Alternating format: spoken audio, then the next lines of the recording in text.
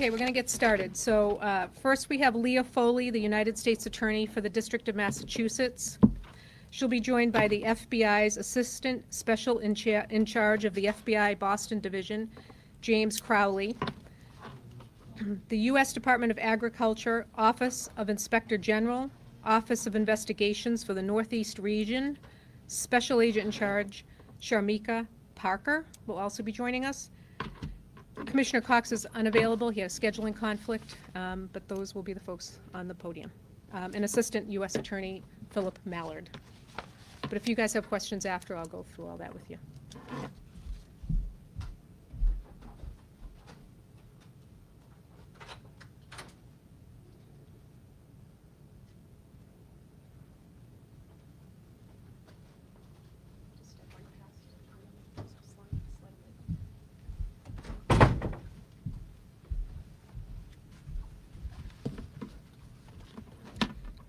Good afternoon.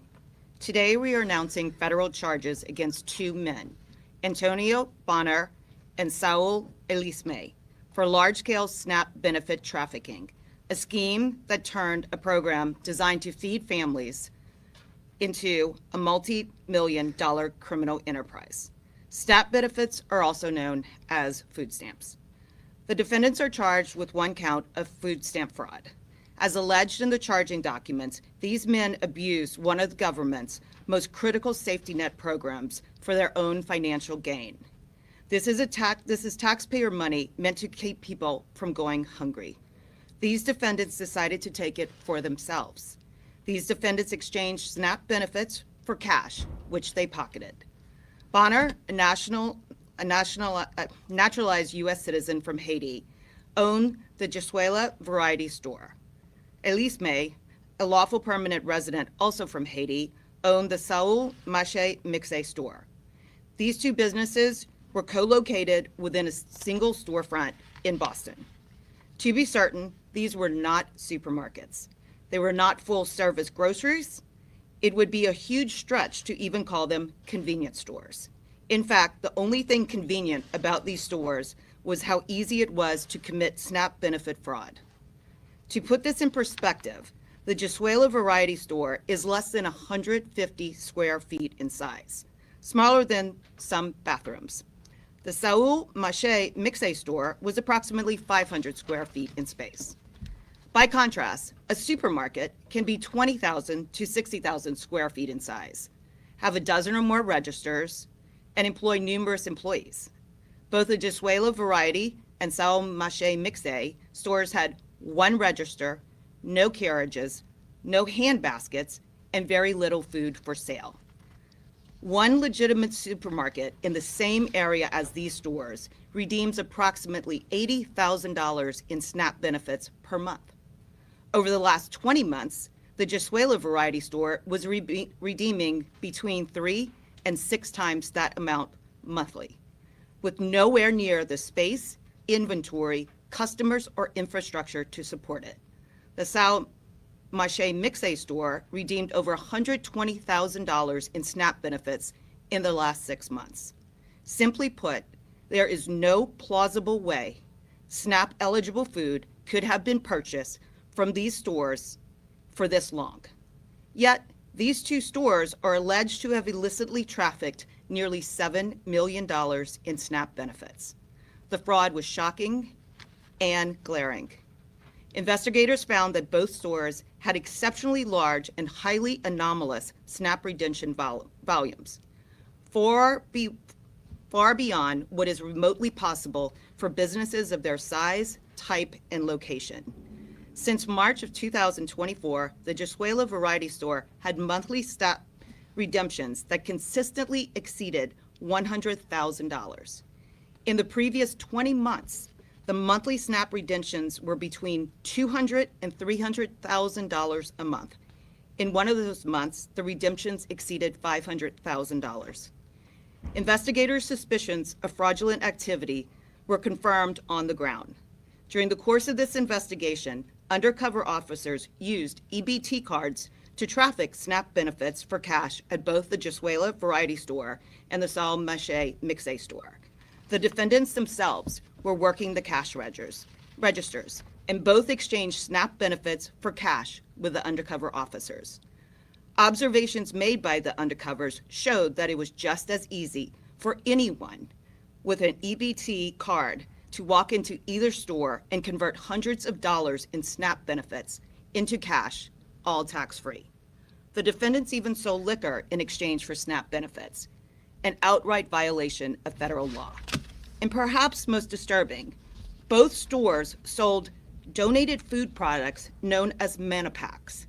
These are meals manufactured by the nonprofit Feed My Starving Children, which are paid for entirely by charitable donations and are intended to be shipped directly to food insecure children overseas, including children in Haiti. These products are not for sale anywhere.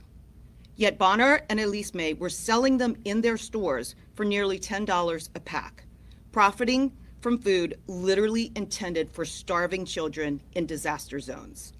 The investigation also uncovered extensive financial manipulations. Because the stores had little legitimate inventory and almost no lawful income, the defendants relied almost entirely on USDA-funded SNAP redemptions. To conceal their fraud, they used numerous bank accounts to transfer the SNAP benefits around between the accounts they controlled to create the illusion of a legitimate business activity. They also funded certificates of deposits and hundreds of thousands of dollars in cash withdrawals to keep enough cash on hand to pay out their customers.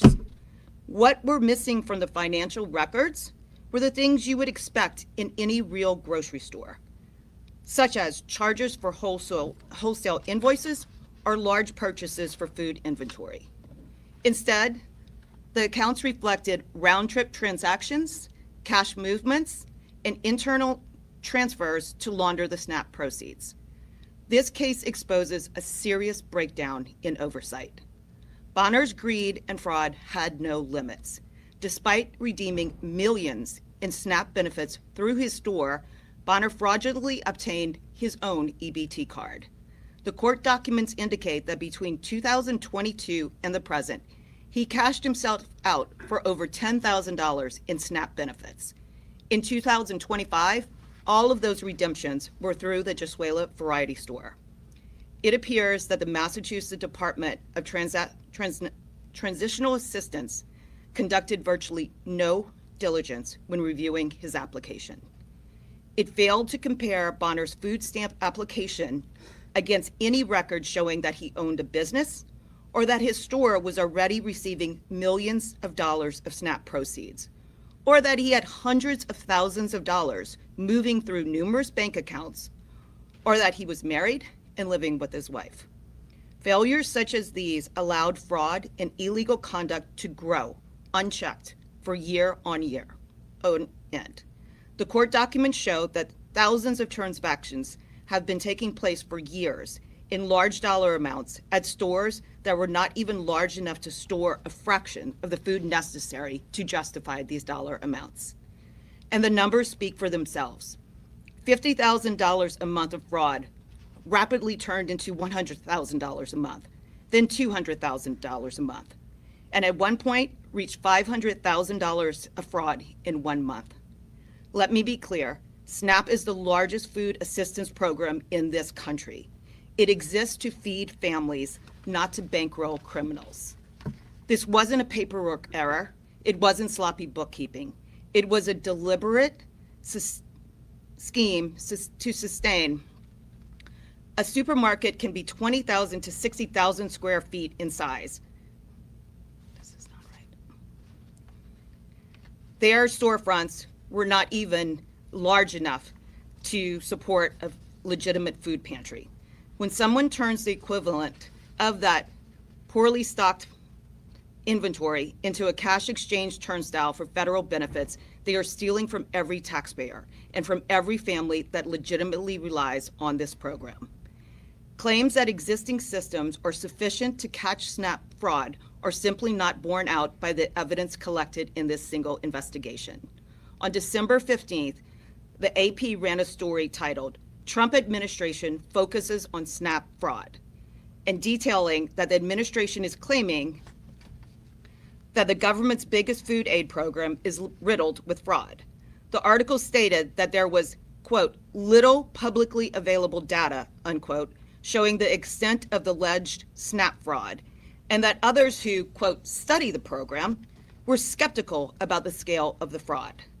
I would like to direct those experts to the evidence documented in today's criminal complaint. Almost $7 million in fraud allegedly committed by 2 individuals. This was not a sophisticated fraud scheme, and it didn't have to be because the lack of oversight was all that was needed to allow it to happen. This alleged fraud happened here in Massachusetts under the current system. It only involved 2 individuals, and it resulted in millions of dollars in losses. This investigation is just the start. This office will continue to work with federal partners to identify, investigate, and prosecute SNAP trafficking, no matter how long it's been going on or how much money is involved. The Trump administration has made it clear that it will not tolerate SNAP benefit fraud, and it will criminally prosecute those who are engaging in the alleged fraud that was exposed in today's criminal complaint. The administration has requested assistance from all states, including the Commonwealth, that receive federal SNAP funding to provide data on SNAP recipients to identify fraud. Some states have complied with that request, others have not. Monday's AP article mentioned that Democratic-led states, including Massachusetts, refused to turn over to the USDA data on its SNAP recipients, arguing that doing so would violate recipients' privacy, and claiming that the states already have systems in place for wrongdoing. Really? There is no privacy right that protects your fraudulent criminal behavior. Public assistance programs are a lifeline. We will not allow them to be treated as a criminal revenue stream. I urge all states to join in the fight to make sure these programs are protected and that the criminals who steal from them are prosecuted. Thank you, and I will now turn it over to Assistant Special Agent in Charge, James Crowley with the FBI.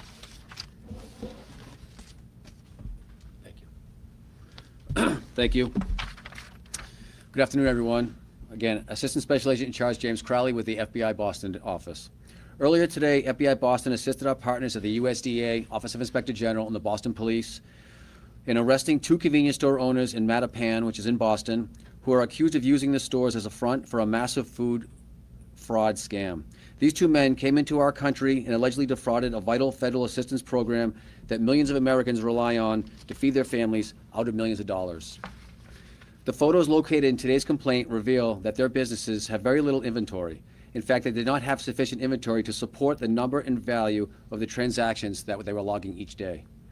In addition, the owner of Jazula Variety Store also fraudulently applied for SNAP benefits for himself back in 2022 and has been collecting these benefits ever since. The Supplemental Nutrition Assistance Program exists to help families put food on the table, not to line the pockets of criminals. When fraud on this scale occurs, it drains limited resources, undermines public confidence in a program that millions rely on every day, and it makes it harder for honest families and small business owners to get the help they need. Every dollar stolen, taken away from a child, a senior, or a working family who is struggling to make ends meet. It is also an affront to the legitimate business owners who play by the rules and serve the communities with integrity. Today's arrest should send a clear message: abusing public assistance programs for personal gain will not be tolerated. Protecting taxpayer dollars, safeguarding vital assistance programs is essential.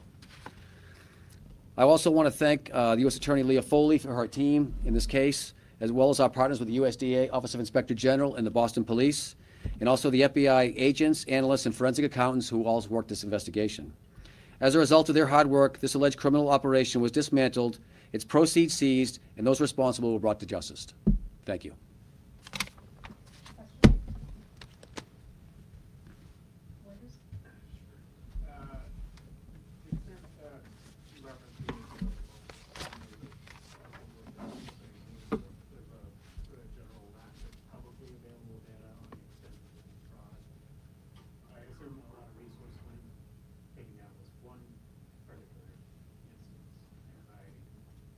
I just wonder if you could speak to the challenges of actually understanding the scope of any fraud that might be occurring within the SNAP benefit program.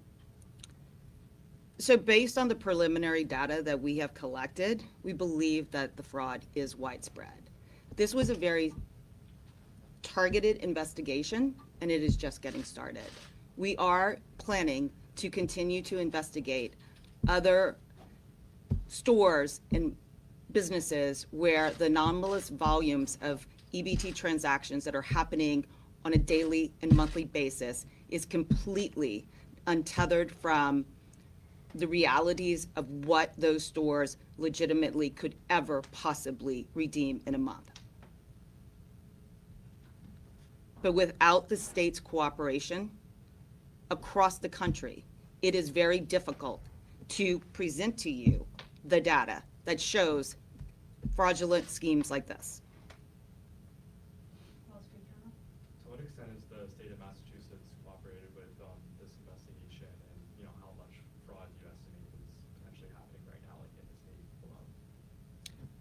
This investigation was solely run by the federal, by the FBI, by the USDA, and there was assistance from the Boston Police Department.